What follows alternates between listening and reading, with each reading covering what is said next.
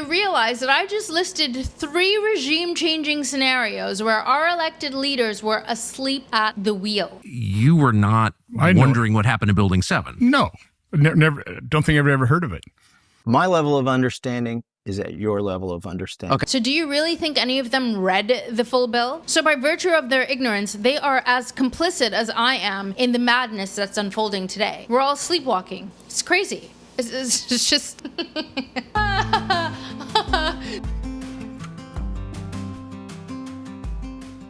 Welcome back to another episode of Political Newbie. I'm Noah Clark, an average citizen who unknowingly sleptwalked her way through life and is now awake, trying to make sense of the surrounding debris because bombs are flying everywhere. I have been so naughty this past week because I'm having way too much fun watching the bombs fly, and so I'm going to apologize now on behalf of my future self, since I will most certainly owe humanity an apology for how happy I am about this. It should literally be a crime to be this happy when criminals are getting a dose of their own medicine. Now, the scariest part about all of this, apart from the fact that our country is fighting tooth and nail to normalize the very thing they demonized Hitler for, is that many of our government representatives seem to be completely in the dark about the grand scheme of things and all the pieces that are moving into place right under their noses. Thomas Massie, in my eyes, is the real-life Captain America. He's consistent, smart, principled, fierce, and loyal to our country. But I was someone who had a decent amount of faith in our leaders because I think of them as smart and competent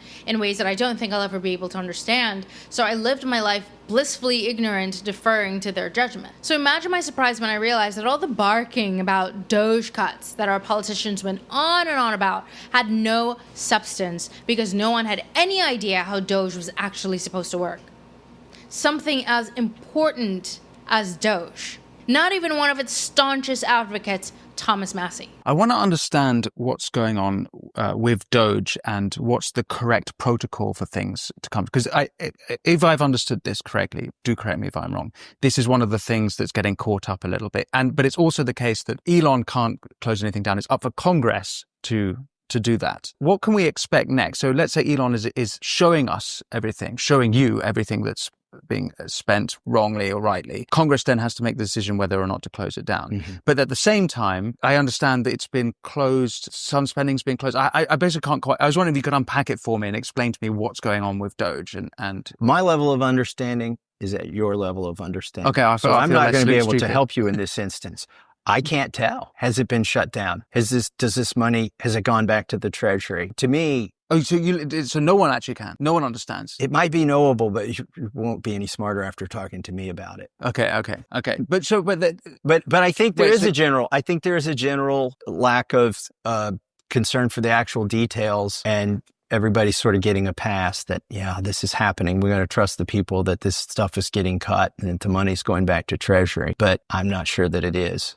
I mean, is it not something, I would have thought it's a very massy project in a sense, as far as I've understood your politics. Yeah. So I'm a little bit surprised to hear you say you don't really, I thought you'd be on top of this. Like this would be something that you'd want to get through, right?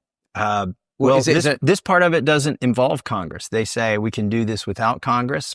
Okay. Knock yourself out. I would love to see you get this done. The courts who said that? The president and his advisors. But there's some debate in the courts. I don't know. We'll find out. It'll settle out, and some of it may get done, and some of it that they said it's getting done won't get done. But there's another aspect to Doge that... Okay, this is one of the reasons why I love podcasting, I love independent journalism, because Winston Marshall really asked him all the questions that I would have asked him, like, in the moment, off the fly, because I would have been just as shocked as Winston Marshall, and I would not have held back. But if you missed it, Thomas Massie actually said, trust the plan, pretty much. Everybody's sort of getting a pass that, yeah, this is happening. We're going to trust the people that this stuff is getting cut. Trust the plan that he's not privy to and we're not privy to. We literally have no idea what the plan is. Did the fascist coup of our country already happen? Because what is the purpose of Congress if not to approve declarations of war and manage the money? If you made it this far, I'd love to see you in the comments. If not, leave me a thumbs up to let me know that you're here. Thank you so much. And it gets worse. You're not going to believe it. Ron Johnson, who came up on my radar because he's going after the bioweapons mafia, struck me as someone who is dead serious about protecting our country until he revealed that one of the most significant moments in our history, possibly the beginning of a coup, he knows very little about. Like the fact that he had no idea about Building 7. I just woke up and I know about Building 7. Listen to this. I'm interested in your evolution on this. So you said before Blumenthal, your colleague, Senator Blumenthal from Connecticut, raised this in a different way. You were not wondering what happened to Building 7. No, never. Don't think I've ever heard of it. Really? Yeah, I figured the Twin Towers came down. Again, I'm not a New Yorker. It affected all of us. We all saw them come down. We said, the world has changed. Yes. This changed the world. And it did. Oh, more than any other event in my life. Not for the better. No, not at all. Okay, this is a seminal event in our lifetime. And the fact that there's so many unanswered questions, that the Bush administration was so resistant to even a 9/11 commission, that the commissioners claimed that it was set up to fail, that you've got a Bob Kerrey who's since passed said this is a 30-year conspiracy. It's I could go Senator on and Kerry on. said that? Yeah.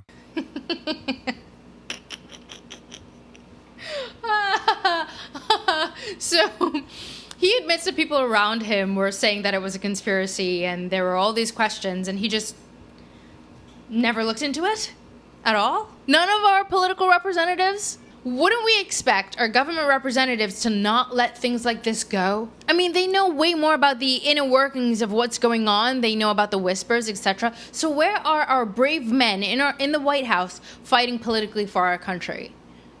Where are they? It's so frustrating when you have all of these red-blooded men out there who are talking about, women going back into the kitchen and all that nonsense. But I'm still waiting to see the brave men fight for this country. And I'm talking about civically and politically. Obviously, we have brave men who are putting on the uniform and fighting wars, right, to protect our freedoms that our government is taking away from us. But where are the men, civilly and politically standing up and being brave and fighting for us? What about our officers who are maybe saying no to receiving orders to go and arrest people for exercising their First Amendment right on the street? Where are they? We just have a bunch of men who are just taking orders, blindly following it, and betraying our country, letting our country just be bought by corporations. That's what's happening. That's what it looks like to me. Full disclaimer, I love men. I just wanted to make a point that bravery and courage is not male, neither is whiny and nagging female, contrary to what a lot of men would want us to believe. So now we have the big, beautiful bill that everyone was initially ranting and raving about, right? But luckily, Elon freed the bird, and we're all sort of participating in what's going on in our government. So the American public read the bill. They actually read the bill as soon as it dropped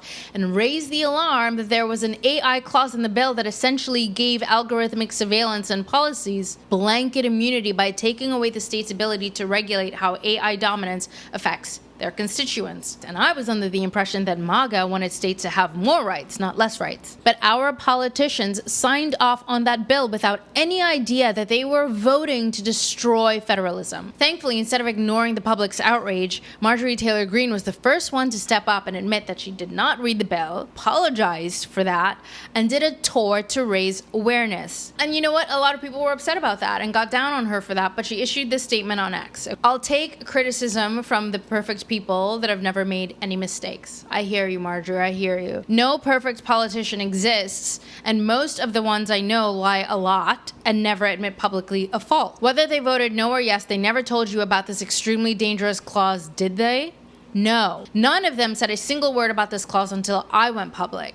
So do you really think any of them read the full bill? Or were they okay with destroying federalism? And I totally agree with her, because all of our government representatives heard us making a lot of noise about this on X, and they all actually ignored us. She actually stepped up and called them out at the same time. So I totally forgive her. We're all humans, and I expect our representatives in government, when they drop the ball, especially like this, to respond to us when we point things out, and Marjorie demonstrated that she's brave and principled enough to do that. But you realize that I just listed 3 regime-changing scenarios where our elected leaders were asleep at the wheel. You were not wondering what happened to Building 7. No, never. Don't think I've ever heard of it. My level of understanding is at your level of understanding. Okay. So do you really think any of them read the full bill? So by virtue of their ignorance, they are as complicit as I am in the madness that's unfolding today. We're all sleepwalking. It's crazy. It's like, you think about it, and the fight for more transparency after 9/11 should have been revolutionary. Instead, evidence was buried quickly, news broadcasts were memory hold, and questions were allowed, operative word, allowed, to go unanswered. Our leaders allowed themselves to be gaslit and allowed lies and obfuscation to gain traction. Because think about it. It can be argued that 9/11 was a regime-changing operation within the United States, planned and paid for by Big Corp and Big Bank to radically change the nature of our democratic principles. Which leads us to Doge. Elon came in to create a backdoor for Palunteer software while Donald Trump is pushing the big beautiful bill to make AI supreme leader of America. This time, it won't only change the nature of our democratic principles, it will eliminate it. And then I came across Sarah Bills, a U.S. Navy vet and independent journalist who noticed something that connects the dots. Not only is the U.S. and Israel using Palunteer to carry out a genocide in Gaza, which is ongoing, but Palunteer has essentially been monitoring Iran's nuclear program since 2018 through a software called Mosaic that is used by the IAEA. So what's unfolding here is that Palunteer is everywhere already. Listen to Sarah break this down, okay? I'm kind of obsessed with Palunteer. I find it really fascinating. And while I was doing the news on Iran and the bombings and paying close attention to who they were assassinating, they assassinated an AI scientist, one of the top AI scientists in Iran. He worked at the University of Tehran. And I couldn't find any military or nuclear attachments to him. So I was like, why the AI guy? And a friend of mine, she sent me a tip that said they've been using this software since 2018 called Mosaic, and that is owned and operated by Palunteer. It's the Mosaic software, which is a cover for Palunteer, mapping out these data points, stating that there's leaks or issues at certain sites that have never been known to have nuclear issues or nuclear weapons or nuclear material at those sites. It's very interesting. And now you see kind of the IAEA saying, well, we didn't say that they had nuclear weapons. We're just saying that they're in the process of developing them. It was Mosaic that actually came out and said the uranium is enriched, and they have enough enriched uranium to build 9 bombs, which there's nothing that proves that. The 9 bomb theory is the new WMDs. So WMDs was Iraq. 9 bomb theory is Iran. Now we're realizing that this is all because Iran was going to develop a nuclear weapon. I'm wondering why we're using predictive software to start wars. Yes, Sarah, why are we using predictive software to start wars? Are we officially a technocracy? Because why are we using predictive technology to start wars? Why are we there already? Now, would it surprise you to know that Palunteer is using predictive software on Americans? Right now? Yeah, in New Orleans. In 2012, New Orleans Police Department partnered with Palunteer to create a predictive policing program. And I want you to listen to this clip from an independent journalist. Palunteer was, in 2018, secretly deployed in New Orleans to test its predictive policing technology. So this story really goes that they had a problem with crime. Palunteer was secretly deployed. It started sifting through all this information about people to predict crime. People get really upset when I criticize Harvey MLA, but I had my suspicions about some of his moves very early on. You can see this article from The Guardian 9 months ago. Argentina will use AI to predict future crimes, but experts worry for citizens' rights. And at the moment, he's currently under fire, and he's denying the allegations. The allegation is that his new intelligence plan could enable surveillance of journalists and politicians. Now, he's denying this, much like the UK denies that they're silencing speech. I mean, everyone knows they're doing it. And so we just see more and more of these leaders doing this now, incorporating all of this. Go on. This is a trend. You can see this in every populist movement. When they get a champion, they mount that champion to get the election, whatever it is, and get elected. Every time in the world, those champions bring in technocrats to run everything, and they screw all of the people in the populist movement in the process of doing it. Argentina is just one country. We've seen it in Italy. We've seen it in Germany almost. We've seen it in Great Britain. The populist movement, they were well-meaning at the first. Maybe they were just naive or whatever, or maybe it just is meant to be that the technocrats somehow figured out a way to swoop in to take over the whole country. And voila, once it happens, you can't go back. Yeah, once it happens, you cannot go back. And it's crazy because Whitney Webb spent a tremendous amount of energy trying to warn the world about this.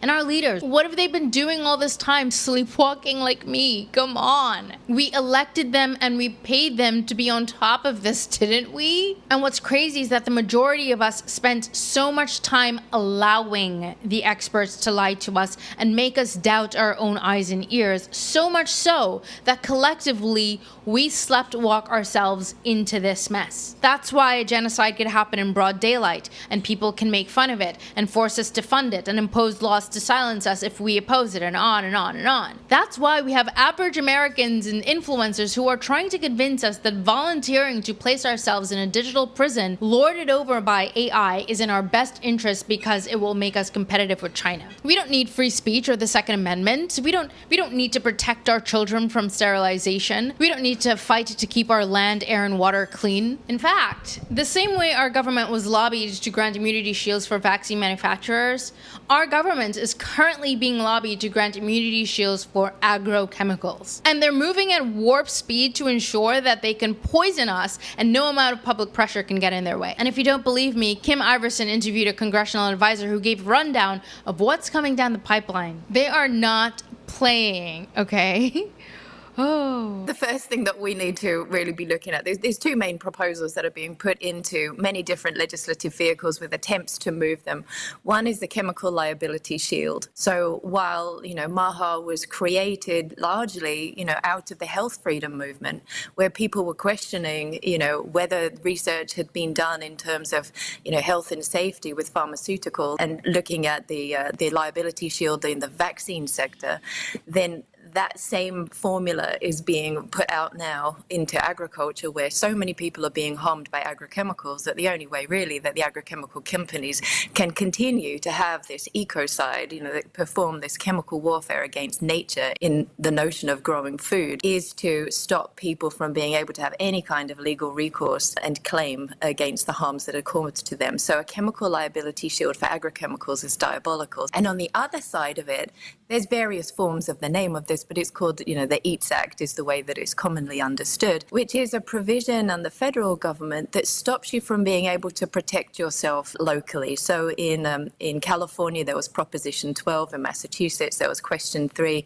There's other states have, and also municipalities have legislation and provisions that say, you can only spray agrochemicals within a certain distance of a school or whatever it might be. There's ways in which these states and these communities are saying we want agriculture to be better and we want to be able to protect our communities from said systems and improve the systems. And the EATS Act turns all that around. And it says, no, you can't do that from a federal level. We're going to preempt and we're going to stop states and municipalities from being able to protect their citizens. So help us understand this. So these are bills that Congress has drafted and they're about to put up for votes? Well, they're going to be slipped into other vehicles that are moving. So we've got the EATS Act language in certain forms was added to the report language of the Agricultural Appropriations Bill recently. We've obviously got the big, beautiful bill that's going through. Who knows what's going to be slipped into that? There's the Farm Bill. There's lots of different vehicles that are moving. And, these provisions aren't enormous. They're just, little lines that go into other pieces of legislation. And it's crazy because Thomas Massie just called this out maybe a week or two ago, where he said that they're adding this new provision in the big, beautiful bill where once the bill is signed, the Speaker of the House, Mike Johnson, can insert something after the bill has already been approved. And it'll then be as if everybody already voted on it, even though they didn't vote on it. You think about in the future when people are looking at these bills and looking at, what we did by that method, then people looking at this bill in the future will think that whatever they insert into that bill after the fact, it would look as if our politicians approved it. When Thomas Massie brings this up and sort of alerts the public, it seems as if there's nothing anybody could do about it. They can just get away with this. And I don't understand what's the point in having a government if they can pretty much do whatever they want without consequences. Yeah, but this is exactly how these immunity clauses are being implemented, and it's diabolical, like she said. And the purpose, ultimately, is to take away the power from the state and imbue corporations with dictatorial power over us. Soon we won't need state representatives because they're going to be powerless. It's, as Marjorie Taylor Greene is saying, an end to federalism. So it's really hard for me to comprehend when I listen to people who have been awake longer than I have, for decades even, and they have a depth and breadth of knowledge that I don't think I will ever have, and still they cannot see the destructive mechanisms that are in motion and that the technocrats baptized Donald Trump as the man to complete the job. Like, there are people in MAGA who believe that Donald Trump wants to shrink government, even though what he's effectively doing is expanding it into a technocratic fascism. And when you zoom out and pay attention to all the dots that you're not connecting and connect them, you realize that they've been pretty transparent about the plan for a very long time. Here's a montage of Elon letting us know what they're up to. A digital god at that point. These lawsuits won't be decided before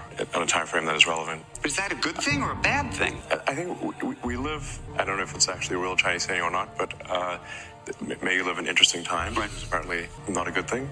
But I would prefer to, personally, I would prefer to live in interesting times. In order to have better human AI symbiosis, we must solve the bandwidth problem. Below a certain bandwidth, we are basically just stationary to a computer. It means you can't becoming, you need an implant, and ultimately we'll need to replace like the skull, and it's going to be a zillion wire. I mean, this is some sci-fi, bizarre sci-fi stuff, and I'm not, this is certainly optional, hopefully.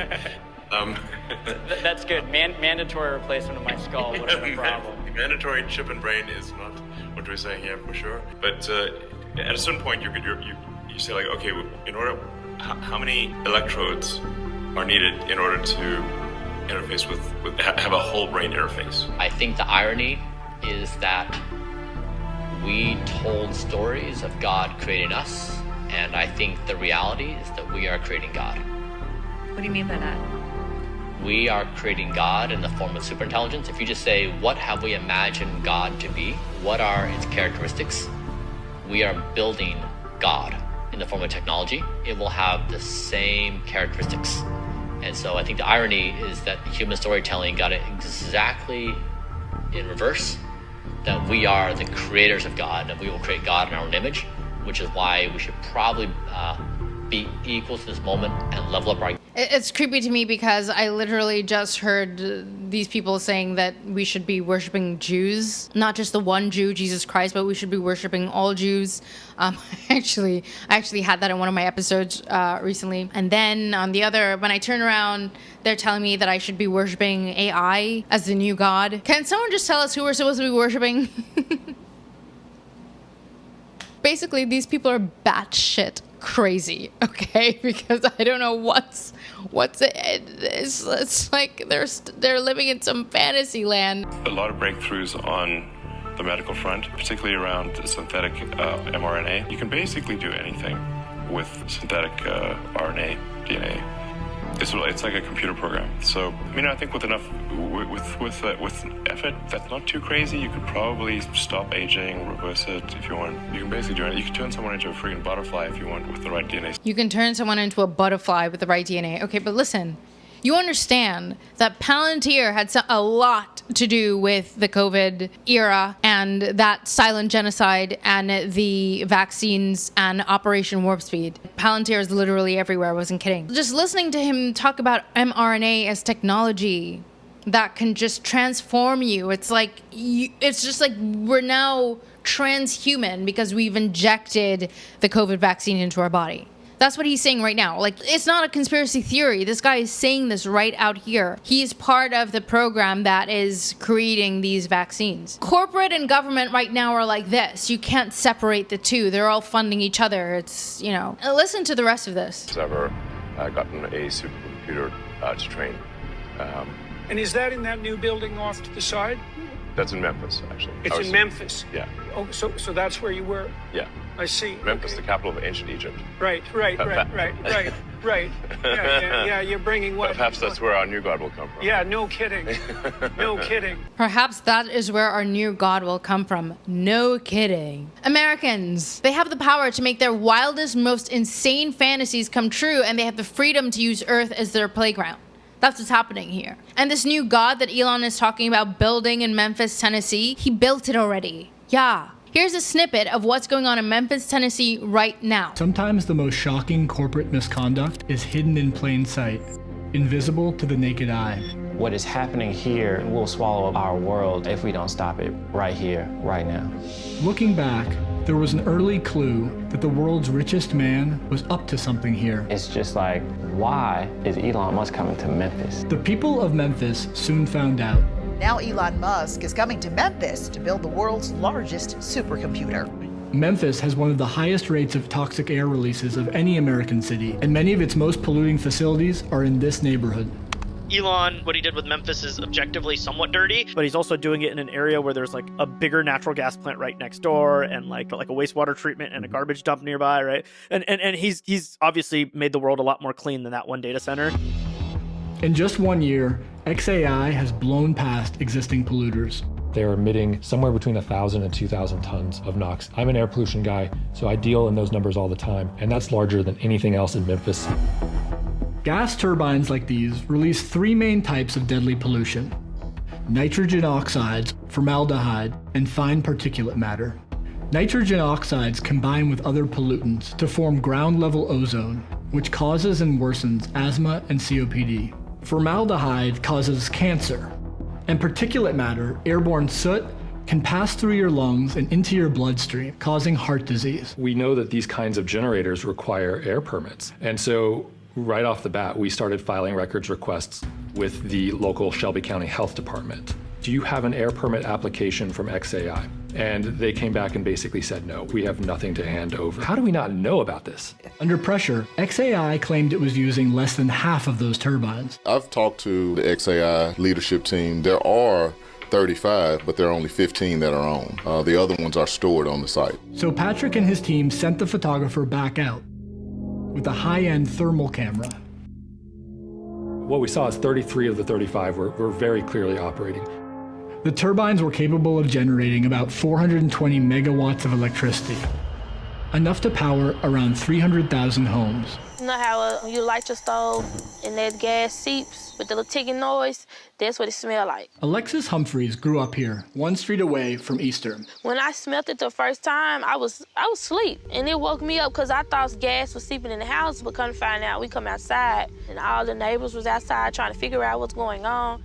Imagine waking up to the smell of gas, you realize it's not coming from your house, and you walk outside and you see the whole neighborhood standing on their land and they're all smelling the same thing. It sounds like a Black Mirror episode, it really does. And that's just the beginning. This town has no say in how this project will expand, and their political representatives did absolutely nothing to warn them beforehand or to protect them about this project. I'm going to leave a link to that 17-minute documentary in my bio, and I recommend checking it out because your town can be next. The data center is already spewing out unprecedented levels of toxins in the soil and air, and the people are already getting sick, and with the immunity shield about to pass with the BBB, they will have no protections whatsoever. That's the purpose of what Donald Trump is doing. And let me just remind you again, your political representatives won't let you know that a data center is being built near you, so you may just find out by waking up to the smell of gas from something that's happening miles away from you. This is what you're supporting by supporting Donald Trump. And I don't mean Donald Trump is the only one. Everyone in our government from 60s onwards has been betraying us year after year, decade after decade. So I'm not just putting this all on Donald Trump, but I think that Donald Trump is the man that they decided would help them finalize their project with very little pushback, because they probably have been delaying it for a long time. And this AI project that they're fulfilling, Gaza is part of it. I mentioned in my previous episode about the Gaza 2025 project, where the plan is to wipe out the Palestinians and turn the land into an AI hub. Now I'm going to play you a clip and I want you to tell me what it means that this Palunteer guy is comfortably informing us that they're invested in Iran. Listen to how transparent they are, okay? The reality here that people, if you want to understand Iran versus other places, is the people of Iran, the Persian people, the Kurds, the others there, they're much more natural allies of the Jews, of USA, of the West. This was a very modern country before it was conquered by these insane theocrats. Exactly what I would say. That's a very important point to understand. They were going to throw flowers at us in Iraq. That never happened. Yeah, well, and I'm not saying they're going to throw flowers at us here, but this is a lot different situation. And it's I work with a lot of amazing Persian people. I'm really excited to invest in Iran if we can get this country to be some sort of republic, not run by crazy people. And that's a lot easier than doing that in Afghanistan or somewhere else. Well, so how much do you think this is about? We were talking to the Minister of the Economy in Israel. Is it about regime change, like full-on regime change in Iran, versus just eliminating the nuclear threat? Iran's clearly a really evil regime. So I've been against the Iranian regime. I've been for freeing Iran for a long time. Okay, I stand corrected. They're not already invested, but he's talking about investing in Iran, revealing that their project is not about the Persian people. Their project is about who will allow the Jews, his words, to do whatever they want, who are more natural allies to the Jews. So now I'm starting to think that Palunteer and the Jews are hand in hand. It's a Jewish operation, totally, right? We keep getting slapped down for talking about the disproportionate amount of power the Jews have in our civilization, in human civilization. And it seems like the entire project of world dominance is somehow connected to the Jews. Sorry, Jewish people who aren't a part of this. And then, of course, there's the fact that this somehow all ties up into Zionism, which I don't think Zionism is necessarily about the Palestinian land. I think it's more about a racist, supremacist colonial project. And somehow the Middle East is prime real estate, and so they're going after it. And to me, Zionism is about that. It's this supremacist, racist, corporatist ideology that is destroying humanity. And while they're making these massive moves like genocide in Palestine and bombing Iran and destroying the First Amendment in America, they're also planning for depopulation. If you don't believe me, listen to Larry Fink. He'll tell you himself. I could argue in the developed countries, the big winners are countries that have shrinking populations. Now, that's something that most people never talked about. We always used to think shrinking population is a cause for negative growth. But in my conversations with the leadership of these large developed countries that have xenophobic immigration policies, they don't allow anybody to come in, shrinking shrinking demographics. These countries will rapidly develop robotics and AI and technology. And if the promise, I didn't say it's going to happen, but if the promise of all that transforms productivity, which most of us think it will, we'll be able to elevate the standard of living of countries and the standard of living of individuals, even with shrinking populations. And so the paradigm of negative population growth is going to be changing. And the social problems that one will have in substituting humans for machines is going to be far easier in those countries that have declining populations. Western civilization, everyone. We are out here increasing the standard of living by replacing humans with AI and pushing for depopulation. I mean, is it a coincidence that abortion is trending and sterilization of children is trending and genociding is trending? This is the direction of Western civilization and innovation and advancement in an anti-human direction. And we support that. We are criticizing other regimes even though we are living under the most anti-humanist regime ever. And they've become so desperate to accelerate this plan that they've been openly telling us about for decades that they've dropped all pretenses about the genocide in Gaza and they're just slaughtering the people who haven't already starved to death. And you might not be surprised at this point that Israel is using Palunteer software and tech to slaughter Palestinians. Yes. Palunteer is everywhere. And I don't know, maybe it's not important that these executives in Palunteer believe that humanity will end altogether unless we volunteer to be caged in a digital prison ruled by an AI antichrist. I swear to you, I'm not making this up. Why would we have a crazy surveillance state? Why would we why would we do this? But if you're scared enough of these things, that's the weapon. And this is sort of where my speculative thesis is that if the Antichrist were to come to power, it would be by talking about Armageddon all the time. The Antichrist would talk about Armageddon all the time. He'd scare people and then offer to save them. Yes, it's the 1 Thessalonians 5:3. The slogan of the Antichrist is peace and safety. And so, which is nothing wrong with peace and safety, but you have to sort of imagine that it resonates very differently in a world where the stakes are so absolute, where the stakes are so extreme, where the alternative to peace and safety is Armageddon and the destruction of all things. And then that's where peace and safety gets you way more than it would have in 1750. René Girard, in I Saw Satan Fall Like Lightning, one of his books, the Antichrist boasts of bringing to human beings the peace and tolerance that Christianity promised but has failed to deliver. These things are not simply anti-Christian, but it is always when they get overly combined with state power that something is very wrong. There are sort of ways Christ wants to unify the world. You have the parable of the Good Samaritan, where you should take care of people even if you're not related to them, and it's good to act like the Good Samaritan and to take care of people who are not just in your family or tribe or country. But then if you force everyone to be a Good Samaritan and you force a borderless world, it's somehow adjacent. It's an intensification, but it's somehow also very much the opposite. What the flip did he just say there at the end? Forcing people to be good? What? Bottom line is, these guys believe they're gods, and Donald Trump is handing them the keys to the country, folks. And then Donald Trump will retire and get on with his life. And the Musk, Thiel, Altmans of the world are the ones we leave the fate of our existence to. From my perspective, people like Thiel does not seem like they're thinking things through. It just seems like they think in absolute terms. They read a lot of books. They get fantastical. They have a grand imagination, and they have a lot of faith in whatever crazy ideas they have in their heads. And they want to manifest their realities at our expense. And like this thing with Iran right now, I think they depended on an algorithmic calculation and made the decision to start the war, and the Western leaders said, yeah, let's do it. I mean, you think about Donald Trump saying that his opinion on whether Iran is 2 seconds away from having nukes is more solid than the intelligence from his DNI Tulsi Gabbard, right? Or maybe he's being fed intel from somewhere else.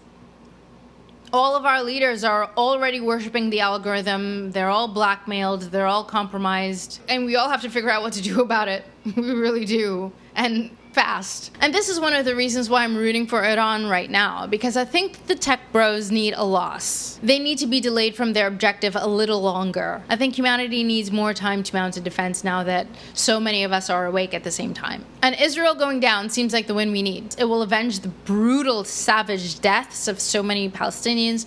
It will give humanity time to bring forth a reckoning for that. We will have time to try and avenge the vaccine injured and the COVID deaths. Because if the tech bros get this win, all the blood, the false flags, the wars, the genocides, COVID, and Palestine will be washed away as if nothing happened. That's a very chilling prospect. So before I go, I actually want to share this clip with you. Brianna Greyjoy had a political scholar, Charisse Burton-Stella, on her podcast the other day and asked her if she had any insight on how on earth to get ourselves out of this mess. And her response really resonated with me, so I'm going to share it with you, and let me know what you think. I don't know how we get out of this moment. I don't even know what that would look like, because to some, getting out of this moment would mean a Democratic presidency in 2028. To me, that is not getting out of the problem. But I do think we do need to organize and we need to fight. I think that what's happening in LA is really important. And in some ways, we have to be like ungovernable. And create a real crisis of legitimacy. Mm-hmm. But that's no panacea. It's not as if that's going to result in people's material conditions being met. All it can do is disrupt the effectiveness of the repression. So I'm afraid that to prepare for this moment, we should have been organized 10 years ago. But they say, the best time to plant a tree is 100 years ago. Then the second best time is now. So what we can do now is organize, protect each other, tell the truth, believe our own analysis, and stop having nostalgia for a slightly less odious administration. A few key things there where she said, you know, one of the ways we can do is fight and resist, and that fighting will create a crisis of legitimacy. And then she said, tell the truth and believe your own analysis. To me, that's a very radical idea, but I think it's very necessary at this point in time. When you hear believe your own analysis, it sort of makes you think, well, I'm just going to not acknowledge what you have to say. I'm just going to believe my own analysis, believe my own truth. But I think we've spent a very long time allowing lies and gaslighting to take root because we're searching for truth. We're trying to be fair. And I think we have to be done with that. I think we have to start believing our own analysis. And what I mean by that is, if I'm in a room with someone, for example, about this conflict, the current conflict that we're in, and you're going to talk to me about the fact that Iran can't have nukes, your argument will have absolutely no validity if you can't explain to me why Israel has illegal nukes that they stole from us. And if we're not going to have a conversation that involves context, then your conversation is invalid. And so in that way, we have to shut this stupid, lying, gaslighting narrative down by delegitimizing it, create that crisis of legitimacy.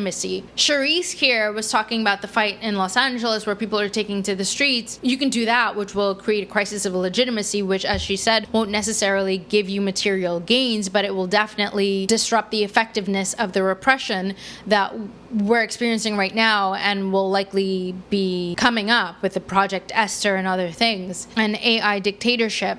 But we can also stop doubting our own analysis because people are coming up with these like very specific points that they want to focus on without context. In those circumstances, we should delegitimize everything that person has to say because that person is not pursuing truth. They're pursuing manipulation and gaslighting. And that's what I took away from what Charisse was trying to offer as advice. And also, I think the organization part, which is just all of us forming coalitions, whether we agree with each other or not, we should agree on one thing, that our humanity comes first. And anybody who is anti-human should not have a seat at the table. And we can pinpoint those people very easily if they're Zionists. That's one easy way to pinpoint them. And while we still have the vote, we should definitely be protest voting to elect non-Zionist people. So that's another way. It's an organized way to go after this if we still have the vote in 2028. So I don't know if you see it the way I do, but however you see it, let me know in the comments. And if I don't see you there, leave me a thumbs up to let me know that you were here. And I can't wait to see you in my next episode.